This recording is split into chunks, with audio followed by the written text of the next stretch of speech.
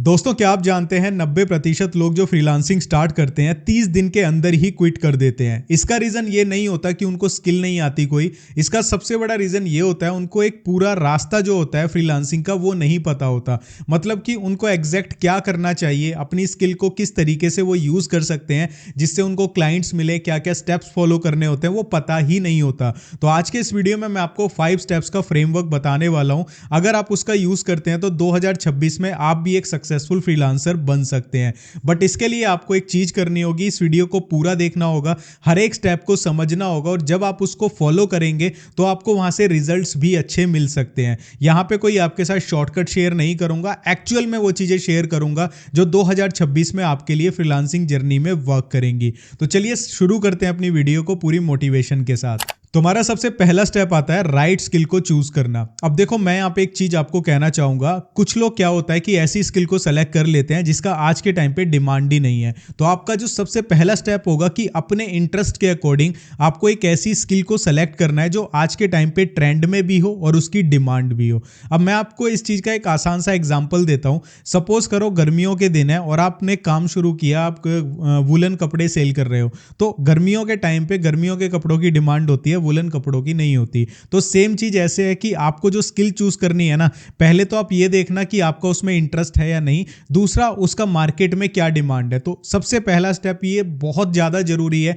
अगर आप इसको नहीं करोगे ना तो आपकी फ्रीलांसिंग की जर्नी खत्म हो जाएगी। तो आपको डिसाइड करना है, अगर आप थोड़े क्रिएटिव हो तो आप ग्राफिक्स में जा सकते हो, वीडियो एडिटिंग में जा सकते हो। अगर आपका माइंड थोड़ा टेक्निकल है तो आप वेब डेवलपमेंट, डिजिटल मार्केटिंग, इन चीजों में जा सकते हो। मैंने इनके ऊपर वीडियोस भी बनाई हैं, काफी सारी वीडियोस बनाई हैं कि कौन कौन सी स्किल्स हैं जो डिमांड में रहती हैं जिनको आप सीख सकते हो। उनके लिंक मैं डिस्क्रिप्शन में दे दूंगा। तो अभी के लिए आप अपनी नोटबुक पे लिख के रख लो कि आपको एक ऐसी स्किल सीखनी है जो आज के टाइम पे डिमांड में हो और उसमें आपका इंटरेस्ट हो। इसके बाद बारी आती है हमारे स्टेप 2 की, पोर्टफोलियो बिल्ड करना। अब ये एक ऐसा टाइम है जिस टाइम पे आप स्किल सीख जाते हो, लेकिन बिना पोर्टफोलियो के आपको क्लाइंट नहीं मिलेंगे। बेसिकली पोर्टफोलियो का मतलब क्या है, आसान भाषा में बताता हूं। ज्यादातर लोग क्या करते हैं कि कोई स्किल तो सीख लेते हैं, उसके बाद डायरेक्टली वो थर्ड स्टेप पे पहुंच जाते हैं, फाइवर पे चले गए या फिर कहीं पर भी वो ट्राई करते हैं कि हमें क्लाइंट्स मिल जाएं। बिना पोर्टफोलियो के फ्रीलांसिंग की जर्नी स्टार्ट करना ऐसे है कि आपने दुकान नहीं खोली और दुकान आपने ली ही नहीं, बेसिकली आपने उसमें सामान नहीं डाला और आप जाके बेच रहे हो। क्या बेच रहे हो, आपके हाथ में कुछ है ही नहीं। तो पोर्टफोलियो का मतलब ये होता है कि जो भी स्किल आपने सीखी उसका आपने एक पोर्टफोलियो बनाया, मतलब कि उसमें अपना काम दिखा रहे हो। जैसे कि आपने ग्राफिक डिजाइन सीख लिया, आप लोगोज अच्छे बनाते हो, तो आपका जो बेस्ट वर्क है, जो आपने अभी तक सीखते टाइम जो बेस्ट लोगोज बनाए हैं, उनका आपको क्या करना है, उनका एक पोर्टफोलियो बनाना है। बहुत सारे फ्री के भी हैं पोर्टफोलियो बनाने के लिए वेबसाइट, प्लस आप खुद का भी बना सकते हो। मैंने आप इसमें वीडियो बनाई थी कि कैसे आप खुद की पोर्टफोलियो वेबसाइट बना सकते हो, उसका लिंक मैं डिस्क्रिप्शन में दे दूंगा। तो बेसिकली पोर्टफोलियो का मतलब ये होता है कि आपने जो भी स्किल सीखी है उससे रिलेटेड जो काम होता है, आपने अपना बेस्ट काम अभी रख लिया अपने पास। अगर वेबसाइट बनाना सीखा तो कुछ वेबसाइट के डिजाइन जो आपने बेस्ट बनाए हैं वो आपके पास हैं। ग्राफिक डिजाइनिंग सीखा है तो आपने कुछ ग्राफिक्स जो अच्छे बनाए हैं वो बना के रखे हुए हैं। वीडियो एडिटिंग सीखा है तो आपके द्वारा एडिट करी हुई सबसे बेस्ट वीडियोस आपके पास हैं जो आप क्लाइंट्स को दिखा सकते हो। तो स्टेप 2 बहुत इंपॉर्टेंट है। स्किल सीखने के बाद अपना एक पोर्टफोलियो बिल्ड जरूर करना चाहिए जिसको देखकर लोग आपके पास आएंगे। इसका एक और अच्छा सा एग्जांपल देता हूं। आप दुकान पे जाते हो कुछ कपड़े खरीदने, ठीक है, तो आप उसको बोलते हो कि भाई कपड़े दिखा दो, वो आपको बोलता है कि भाई पैसे दो और ले जाओ, ठीक है, वो आपको दिखा ही नहीं रहा है।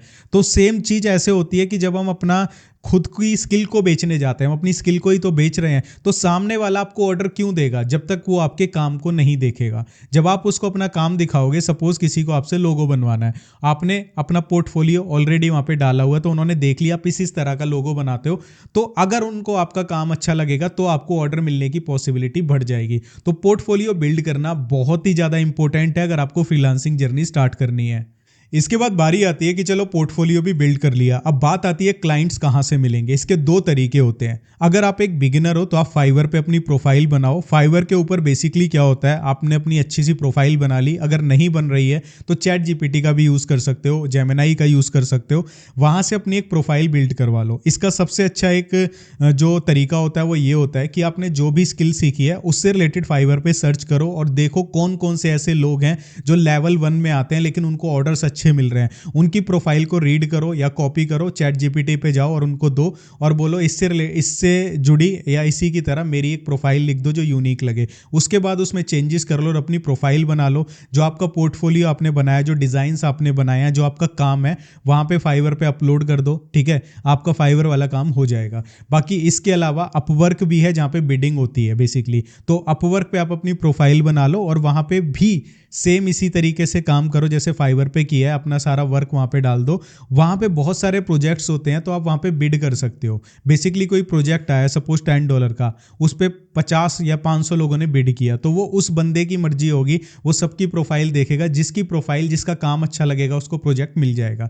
तो ये चीज़ कर सकते हो। तीसरी एक चीज़ होती है कि उसमें लिंक्डइन पे आप अपनी एक प्रोफाइल बना लो, वहाँ पे अपना पूरा वर्क डालो कि मैं ये करता हूँ, अपने सारा कुछ वहाँ पे डाल दो जो जिस तरह का आपने बेस्ट काम किया है, वहाँ से भी आपको डायरेक्ट क्लाइंट्स मिल जाएंगे। इसके अलावा चौथी चीज़ होती है कि आप डायरेक्टली लोगों से कनेक्ट कर सकते हो इंस्टाग्राम और सोशल मीडिया के थ्रू। जैसे कि वीडियो एडिटिंग आपने सीखी, तो जितने भी कंटेंट क्रिएटर्स हैं जो अच्छे लेवल पे, आप उनको अपना काम दिखाओ, अपना शेयर करो वीडियो वगैरह जो आप एडिट करते हो, वहाँ से भी आप काम उठा सकते हो। तो इस तरीके से ये तरीका होता है क्लाइंट्स लेने का। इस तरीके में जो मैंने स्टेप 3 बताया, इसमें थोड़ा सा टाइम लगता है, लेकिन जब अगर आप इस पे टाइम दोगे ना तो आपको इसमें ना रिजल्ट जरूर मिलते हैं एक टाइम पे आके। स्टार्टिंग में पेशेंस रखना पड़ता है, फ्रस्ट्रेशन भी हो सकती है, और ये मैं नहीं कह रहा हूँ, जितने भी लोग फ्रीलांसिंग करते हैं वो यही बोलते हैं कि पहला ऑर्डर मिलने में टाइम लगता है।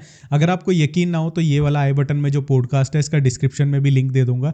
ये लड़की भी फाइवर पे फ्रीलांसिंग करती है, इनका हमने पॉडकास्ट लिया था, आप ये देख सकते हैं, आपको क्लियर हो जाएगा कि भाई किस तरीके से चीज़ें वर्क करती हैं। इसके बाद 5th स्टेप आता है कि पेमेंट्स के लिए आपको क्या करना है। बेसिकली अगर आप इंटरनेशनल काम लेना चाहते हैं तो आपका पेपाल पे अकाउंट होना चाहिए, आप पायोनीर पे अकाउंट बना सकते हैं।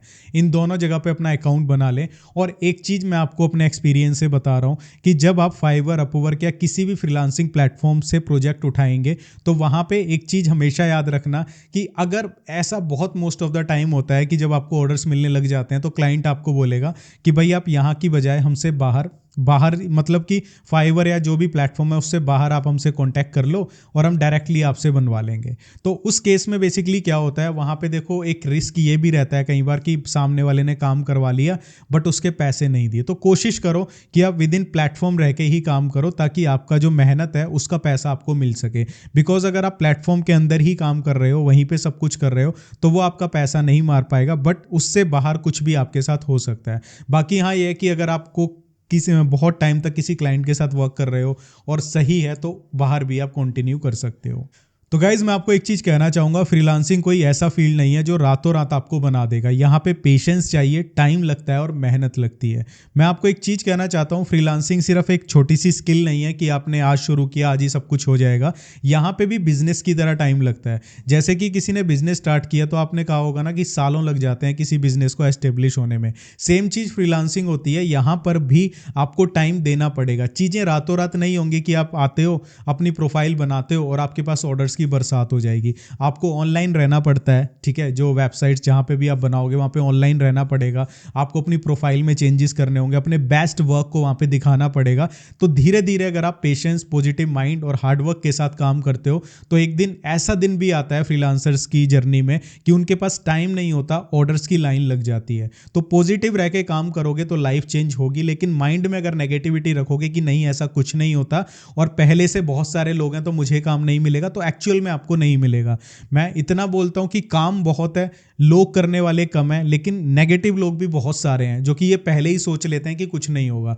हर इंसान की जर्नी में ये पॉइंट जरूर आता है अगर वो हार नहीं मानता कि एक टाइम पर चाहे 6 महीने साल तक आपको कोई ऑर्डर ना मिले या फिर 1-2 ऑर्डर मिले, लेकिन आने वाले 2-4 महीने में इतने ऑर्डर्स मिल जाएंगे, आप इतना काम कर लोगे जो आपके पिछले साल के पेशेंस और हार्डवर्क की कमी को भी पूरा कर देगा। अगर कुछ आपका डाउट है आप कमेंट करके पूछ सकते हो। मिलता हूं नेक्स्ट वीडियो में, तब तक के लिए लर्न पे फोकस रखो, अर्न अपने आप हो जाएगा। Bye bye.